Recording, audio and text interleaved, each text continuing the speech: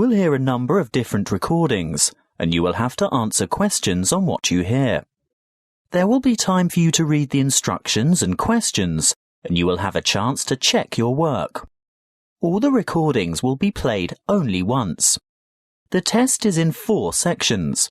At the end of the test, you will be given 10 minutes to transfer your answers to an answer sheet. Now turn to Section 1. Section 1. You will hear a telephone conversation between a client who wants to rent short-term accommodation and a rental agent. First, you have some time to look at questions 1 to 5.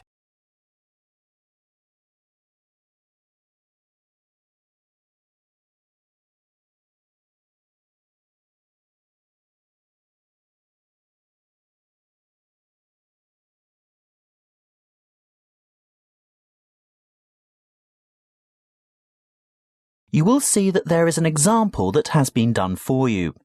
On this occasion only, the conversation relating to this will be played first. Good morning. Ace Accommodation. How can I help you? Good morning. I'd like to organise some short-stay accommodation on the Gold Coast, please. Certainly. Who am I speaking to? Miss McKinley. Sylvia McKinley. Could you spell your family name for me, please? It's MACKINLAY.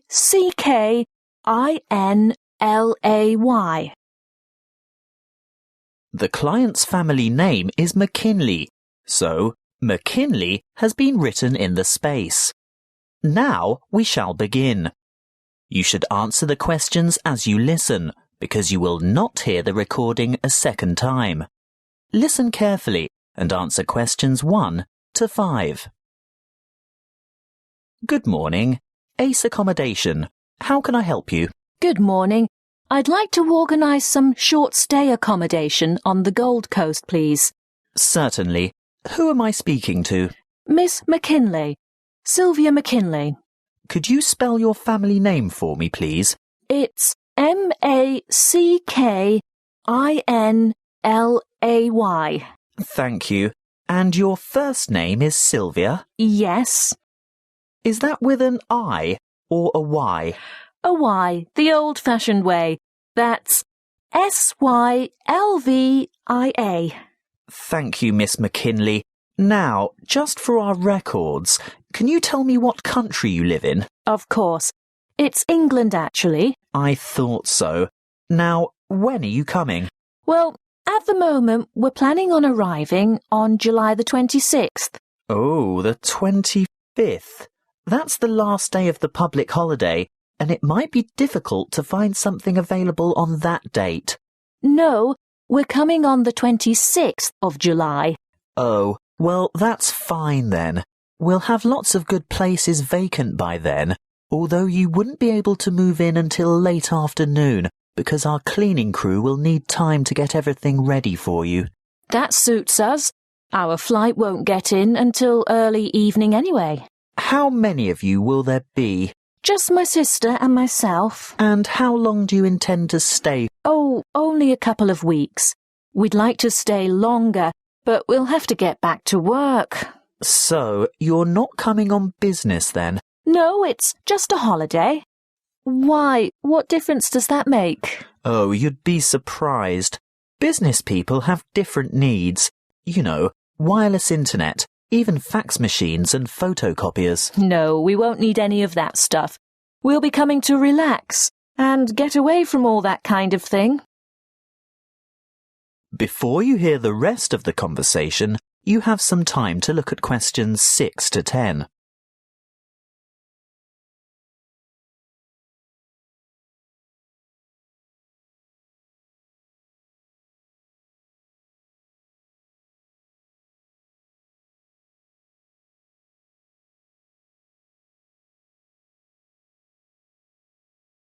Now listen and answer questions 6 to 10.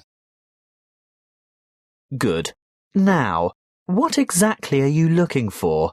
A house, a duplex, or an apartment? What's a duplex? Oh, that's what you might call a townhouse or a unit. You know, 2 houses semi-detached on the same property. Oh, I see. I think an apartment will suit us just fine. And how many bedrooms? 2. 1 or 2, it depends on the size. My sister and I don't mind sharing if it's a decent-sized bedroom with 2 beds. Well, that makes it easier. And car parking? Will you require a lock-up garage? They're a little harder to find with an apartment. We'll have a hire car, and as far as I know, there are no regulations concerning car parking. I think as long as it's not parked on the street and it's secure, there shouldn't be any problems. OK. Now, I'm assuming you want something by the beach. Yes, that's the idea. We want to enjoy the surf, sand and sunshine. OK, but before we settle on an area and discuss your price range, I'll need to know about other necessities. What do you mean? Well, for example, do you want to be close to a shopping mall or the casino or the fun parks? Or do you want to be in a complex with or near a swimming pool? No, none of that really matters to us. But we'd like to have reasonable access to the motorway so that we can drive up to Brisbane to visit friends there. Well, there are quite a few lovely small towns to choose from. There's Main Beach, which is north of Surfer's Paradise, or Mermaid Waters, which is a bit further south, or Palm Beach, which is quite a bit further south. Mermaid Waters sounds delightful. Is it close to the motorway? Well, not really. The M1 is actually closest to Palm Beach, and prices are likely to be more reasonable there too. That's settled then. Palm Beach it is. Now, if you'll just give me your email address, I can send you information about the town and lots of photos. Well, my email is smac13@hotmail.com. And one final thing. How much are you looking to spend per week on accommodation?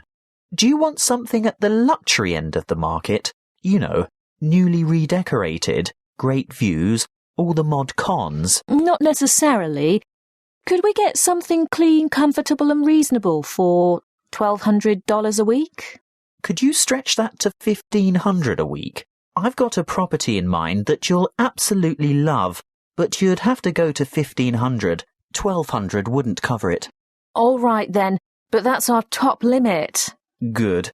I'll get on to this straight away, and there should be something in your inbox shortly.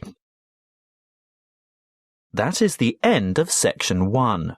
You now have half a minute to check your answers.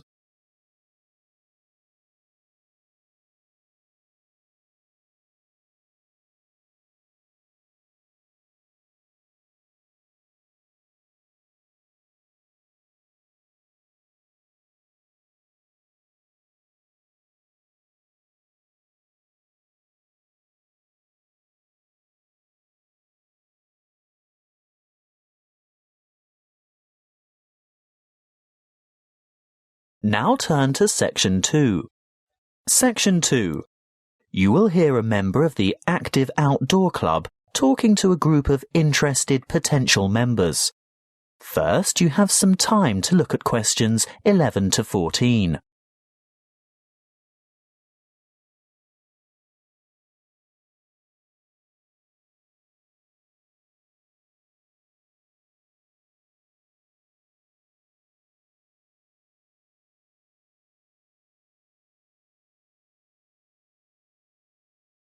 Listen carefully and answer questions 11 to 14. I'd like to welcome you all to our Active Outdoor Club. I'll start by telling you a little bit about the history of the club and all that it can offer, and there will be a chance for you to ask questions over tea and coffee in the lobby afterwards. You'll also be able to pick up pamphlets from the table at the back of the hall, and if you wish to purchase any of our products, Bill will serve you at the front counter. As most of you probably know, the club was founded by Nick Noble about 30 years ago. He thought of placing an advertisement in the local newspaper or erecting a billboard somewhere, but it was the radio that he decided on to reach the most people. You know, other people who might be interested in outdoor pursuits. Just basic activities like walking or tramping. Anything active that could take place in some of the beautiful outdoor settings that this country has to offer. Nick was overwhelmed by the response he got, and the club soon grew from a dozen or so friends and enthusiasts to around 200 members 20 years ago, and steadily since then to reach a membership of over 2,500 now. You don't have to be a hardened athlete or extreme adventurer. On the contrary, it's a group that encourages friendship and fellowship through social and recreational activities. The club tries to cater for all levels of maturity and both genders.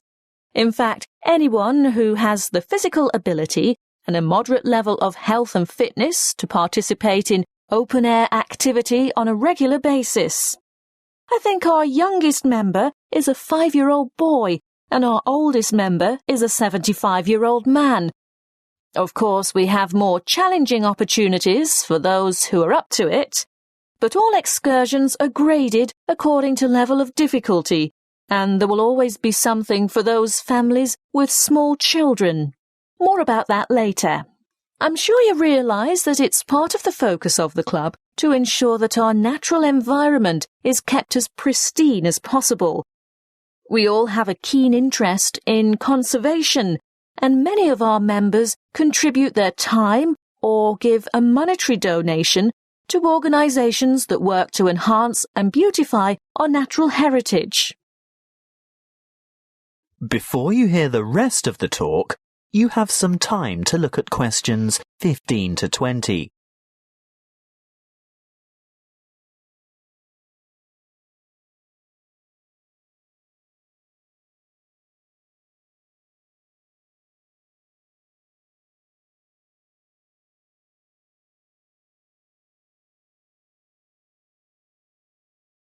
Now listen and answer questions 15 to 20. OK, now going back to the grades of activity, first of all, tramping. This is very popular with singles and couples without children, but is certainly not restricted to those groups. Tramping is arranged for Tuesdays and Saturdays throughout the year. Most tramps are of a duration of 3 to 5 hours, depending on the weather and the terrain, and of course the time of year. You would need to check the newsletter or the website to find out place and time, and if you wish to participate, phone the coordinator who can give you more information. I'll move on now to walking, which is very popular with families, but open to everyone, and walks are arranged for every Thursday and every Sunday over the course of the entire year. Walks last no more than 3 hours, although the Thursday walks might be shorter. And again, you would have to check the newsletter for details of the time and area to meet and get in touch with the walking organiser to confirm your participation. Now, the Wanderers are what you might call a subgroup of the Active Outdoor Club. This group was set up to cater for the less active, more elderly, or families with very young children who still want to enjoy the great outdoors, but without quite so much exertion. Bear in mind that the length of these activities is variable, but we're always home before dark. Any member of the club is welcome to join in their activities on a Sunday, which include visiting some of our more beautiful parks and botanical gardens, beach walks, picnics, and even boat trips to visit some of the small islands off the coast. Often guided tours can be arranged if there is enough interest. If you'd like to see what the Wanderers are up to, check the website and then phone the leader for more information. I'll bet you're all ready for that cup of tea now. But before I finish, I really must mention something that can be a lot of fun. A great opportunity to form new or strengthen existing friendships, and a chance to explore a part of the country that you may never have seen before. These are our mystery weekends. The committee puts a lot of time and effort into the organisation of these weekends away, not only for health and safety reasons, but also to ensure that everything runs smoothly and everyone has a good time. There will be a charge to cover travel and accommodation costs, but apart from that, it's an affordable and exciting weekend away from the city. For more information, call the chairman of the committee. You'll find his phone number in the newsletter. So, that's all I have to say at this point. Please enjoy the refreshments, chat with the others, and feel free to ask questions. All the committee members are wearing large red name badges, so they're easy to find. That is the end of section 2. You now have half a minute to check your answers.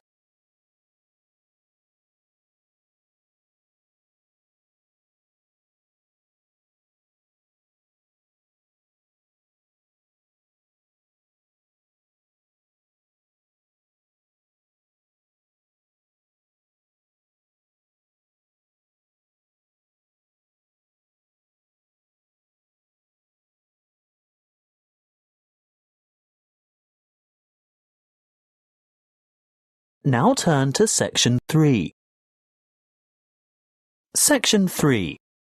You will hear a conversation between an academic advisor and a student asking for information about a particular subject that she wants to study. First, you have some time to look at questions 21 to 26.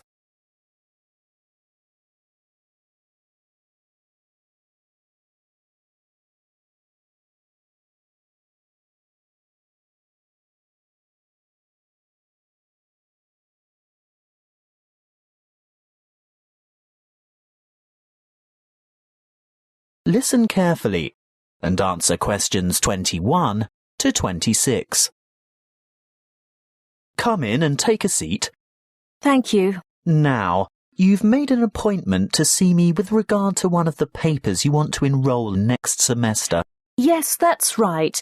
It's the Globalization and Educational Change paper, GEC 692. Ah, well, I know the one you mean, but all the code numbers are going to change next semester, so although the course name will stay the same, the code will be ED995. Not that you have to worry about that. But the content will be the same, right? Oh, yes, to a large extent. The objectives are still to provide you with the skills and knowledge for analysing the challenges that globalisation poses for education. Yes, that's what I'm really interested in. The future of education. Not where we are now, but where we're heading. Well, you'll most likely enjoy the course because it'll give you the opportunity not just to explore, but also to document the advancement of new educational developments. And there'll be quite a lot of analysis involved. Yes, obviously. But once you've examined how education has been affected by cultural values and socio-economic structures, you'll go on to debate the pros and cons of the restructuring of public education in view of rapid globalization. I see, but when you say public education, do you mean worldwide? No. That would be far too large an undertaking for just one paper. You'd probably choose to work with the education system within your own state or country. Sounds interesting, but isn't it a bit restrictive? Not at all. From there, you'd move on to explore the impact of internationalization on curriculum diversity in both developing and developed countries. Have you had a chance to look at the assessment criteria yet? Actually, I have. And it makes me a bit nervous just thinking about it. Why's that? Well, I see that the first assignment starts with an illustrated PowerPoint presentation to the rest of the class. I've never done one before. No need to worry. You can get help with that. Anyway, this presentation isn't graded. It's what we call a formative assessment. The feedback you get will help you to finalise the written review. That's a review of those academic articles in the first part of the reading list, right? Yes, but you only have to choose 5 of them.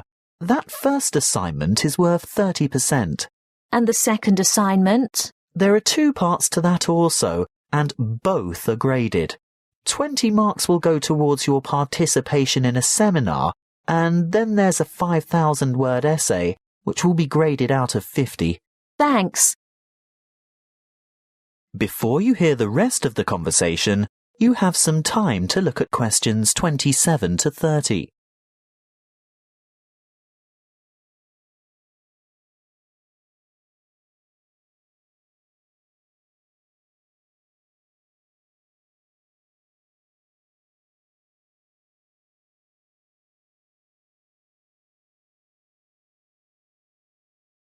Now listen and answer questions 27 to 30. Is there anything else I can help you with? Yes, the reading list is quite long. Where do you think I should start? Well, I'd suggest you leave the articles until the semester is underway, but a good preparation would be to look at some of the major texts. These ones here. In any particular order? You could start with this one by Tower, here at the bottom of the page. Sorry, who? Tower.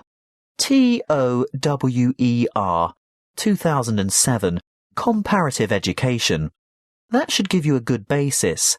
Then move on to Eliot, Educational Issues of the New Millennium. But be sure to get the 2008 edition, not the original 1998 edition, because so much has changed since 1998.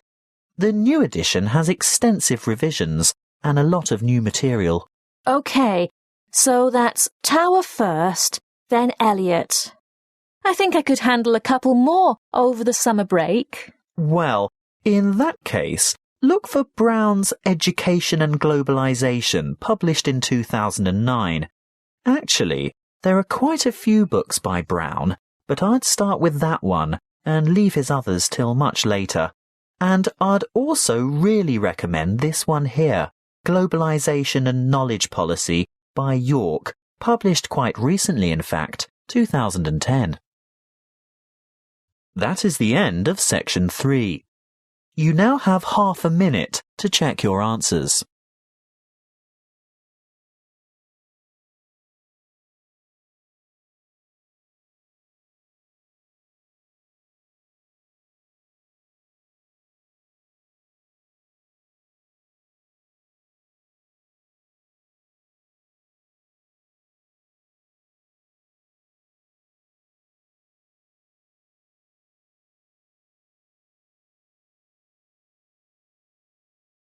Now turn to Section 4. Section 4. You will hear a lecture on immunity and immunization. First, you have some time to look at questions 31 to 40.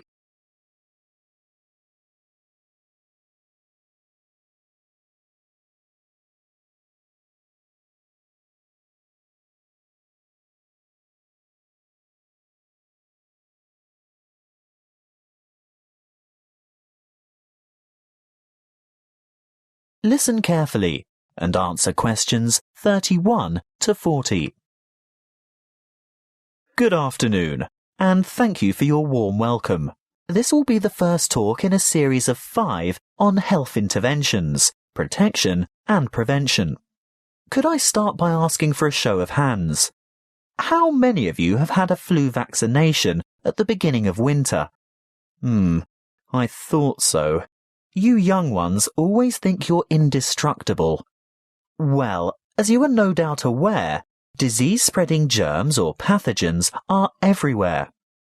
On a daily basis, the human body has to ward off attacks by various harmful bacteria and viruses. A healthy body has a good defense system against many of these germs, but the defense only operates well against microorganisms that it has already encountered, in which case it is said to be immune. There are 2 ways in which humans acquire natural immunity. Actively, when a person has first suffered and then recovered from an illness, and passively, when ready-made protection is transferred into the body, for example, from the maternal blood via the umbilical cord to an unborn child, or through breast milk. Now, Artificially acquired immunity can help the body to fight disease, so we can use active immunization as a preventative measure. This is when a person is vaccinated against an illness by injection or oral ingestion of a tiny amount of weakened or inactive germs, not enough to actually cause him or her to contract the illness, but sufficient for the body's defense system to recognize and respond to the threat by forming antibodies. Intervention using passive immunization, on the other hand, is a method of curing an illness after it is too late for prevention. It is less effective than active immunization and takes longer to work. It is used when the body has already been invaded by bacteria and the person is ill.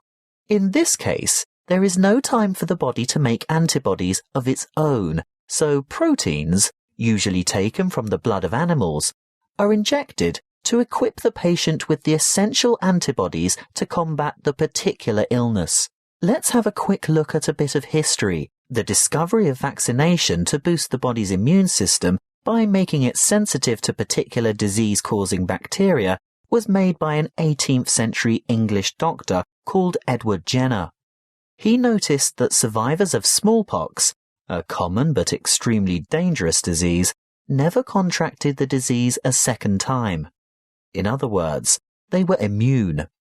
He studied a similar disease in cows called cowpox and realized that people in contact with the infected cows became ill with symptoms resembling smallpox.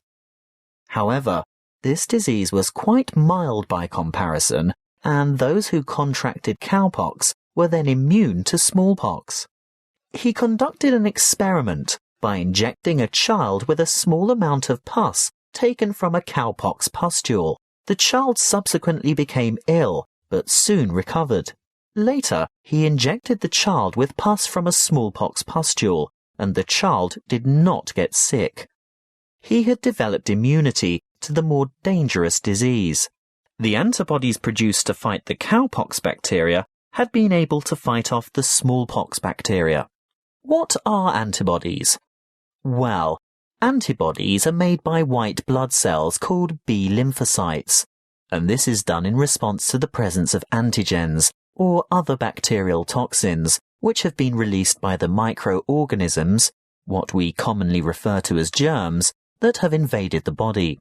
These Y-shaped antibodies, or you can think of them as antitoxins, may stop the toxins or repair the damage they have done by what is known as the antigen-antibody reaction, which takes place within the plasma of the blood. A correct antibody, for that disease, clings to a particular antigen in order to render it harmless. Large numbers of these pairs clump together to form a bigger unit. This is called agglutination and is able to be seen by the naked eye, which is very helpful for doctors and other specialists to determine which illnesses a patient is immune to. Inoculation or active vaccination can protect people from serious diseases. The vaccine may make a person feel unwell for a few days when the immune system starts to produce antibodies to match the introduced antigen. This is called a primary reaction. If that particular antigen should ever enter the body again later, a secondary reaction takes place. The body is then able to produce large numbers of corresponding antibodies within a short time, so the invading antigens are quickly wiped out, without the person suffering any harm from the disease. That is the end of section 4. You now have half a minute to check your answers.